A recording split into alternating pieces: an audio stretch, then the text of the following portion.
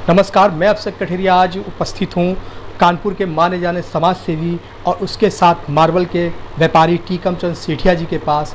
आज उनसे जानेंगे कि आखिर जो भारत का माहौल इस समय बहुत ही ज़्यादा बुरी कंडीशन पर है, हिंदू मुस्लिम हो रहा है।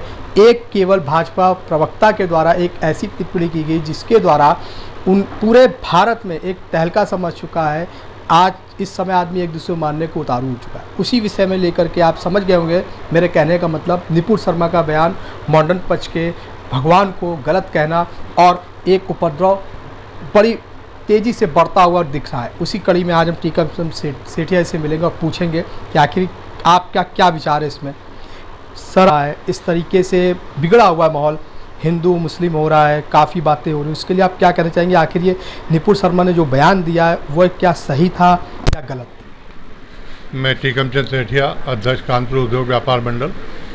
मेरा मानना है कि आज मेरा चिंतन ये है कि आज मनुष्यता उभर रही है और मनुष्यता दब रही है। मनुष्य उभर रहे हैं, आबादी खूब बढ़ रही है लेकिन मनुष्यता दब रही है। क्रूरता बढ़ रही है, करुणा दब रही है। मानव के हाथ हिंसा में लिप्त हो गए हैं। आज संवेदना हमारे में लुप्त हो गई है। हमें सभी धर्मों का सम्मान करना चाहिए। हम चाहे हिंदू हों, चाहे मुसलमान हों, चाहे ब्राह्मण हों, चाहे ईसाई हों, चाहे सिख हों, सभी धर्मों ने अपने अपने हिसाब से कार्य किए हैं, मानवता के लिए काफ़ी काम किए हैं। आज अगर हम एक दूसरे को आरोप लगाते रहेंगे तो हिंसा को बढ़ावा मिलेगा। आज भगवान राम के देश में, कृष्ण के देश में अगर इस तरह हिंसा बढ़ती है तो ये बहुत गलत है। ये हमारे संस्कारों की कमी है। आज हमें हमारी शिक्षा प्रणाली में सुधार करना पड़ेगा, क्योंकि देश रक्त रंजित नहीं होना चाहिए। मदद की भावना नहीं चाहिए। जो दुर्लभ हैं, निर्बल हैं, उनके लिए सहयोग की भावना नहीं चाहिए। सहायता की भावना होनी चाहिए कि पड़ोसी अगर भूखा है तो उसके भी यहाँ पेट में अन्न पहुँचे। ऐसा नहीं कि आज क्या है, हो रहा है कि एक तरफ पैसा बढ़ता चला जा रहा है, दूसरी तरफ गरीबी बढ़ती चली जा रही है। तो ये जो दूरी है ये नहीं होनी चाहिए। सरकार को ऐसे कदम उठाने चाहिए कि जो नीचे हैं वो तबका भी ऊपर उठे और जिनको ज़्यादा है वो लोग उनकी सहायता करें। आज जो बराबर में जो हिंसा का वातावरण बना हुआ है ये गलत है। इसमें लोगों को जो मन है उनको साफ करने चाहिए। और हम सब भगवान के बंदे हैं। हमारा सबका रंग खून लाल है, किसी का पीला काला हरा नहीं है। आज ये हमारा अहंकार है कि ये मेरा है, ये मेरा धर्म है, ये मेरी वस्तु है, ये मेरा मकान है, मेरा बंगला है। व्यक्ति को आखिर में जाना उसी 3 गज की जगह में जाना पड़ता है। तो व्यक्ति को हिंसा की ओर नहीं बढ़ना चाहिए।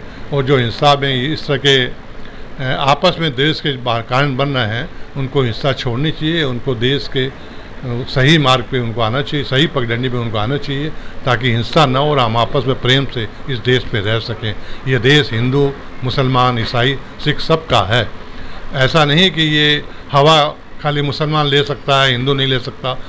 ये हवा ईसाई ले सकता है, सिख नहीं ले सकता।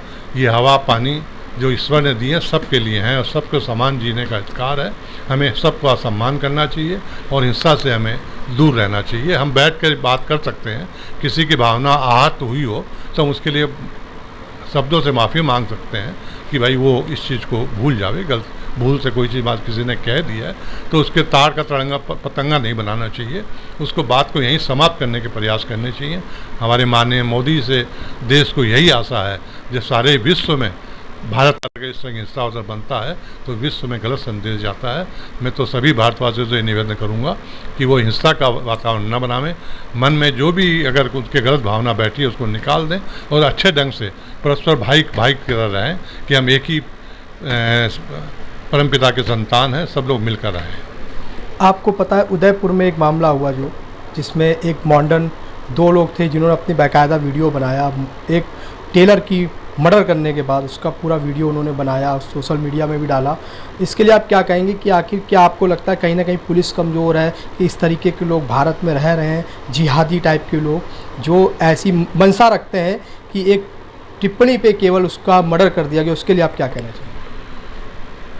अब जो मानव ने शस्त्र अपने हाथ में ले लिए हैं, भारत की संस्कृति कहते हैं हमारे हाथ में शस्त्र नहीं होने चाहिए, हमारे हाथ में शास्त्र होना चाहिए।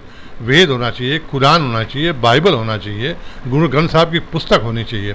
लेकिन भारत के कुछ बाहरी लोगों ने इस देश में कुछ इस तरह का वातावरण बना दिया है, चाहे वो आर्थिक सहयोग से हो, जो भी हो, कि देश में जो शांति है वो भंग हो, ये देश जो विश्व का प्रमुख बनने जा रहा है वहाँ पे रुकावट आवे, और उन्होंने लोगों को हिंसा की ओर उकसा दिया है। वो गलत लाइन में जा चुके हैं।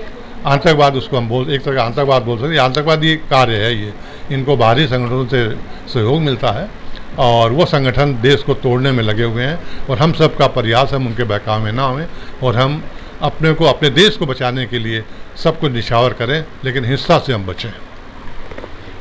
ये थे हमारे साथ टीकम चंद सेठिया जी, जिन्होंने एक पूरी अपनी बात रखी और कही कि आखिर ये जो मामले हो रहे हैं इस पर बिल्कुल ध्यान ना दे, सब धर्मों के, सब धर्म के लोगों का ये देश है, अच्छे से रहें, खुशहाल रहें।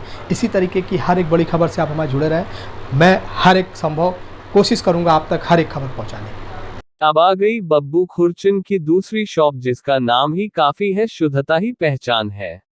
कानपुर की सबसे प्रसिद्ध प्रेम नगर स्थित बब्बू खुरचन शॉप की दूसरी ब्रांच कानपुर के ग्वालटोली स्थित मयूर होटल के सामने खुल चुकी है, जिसमें काफी शुद्धता से भरपूर खाने के शुद्ध दूध से बने व्यंजन उपलब्ध है, जैसे कि शुद्ध दूध से बनी हुई खुरचन, रसमलाई, बर्फी, पेड़ा, छेना, रबड़ी आदि और भी व्यंजन उपलब्ध है। एक बार बब्बू खुरचन की दुकान आए, उनके द्वारा बनाए हुए व्यंजनों को खाकर आनंद ले। शुद्धता ही बब्बू खुरचन की पहचान।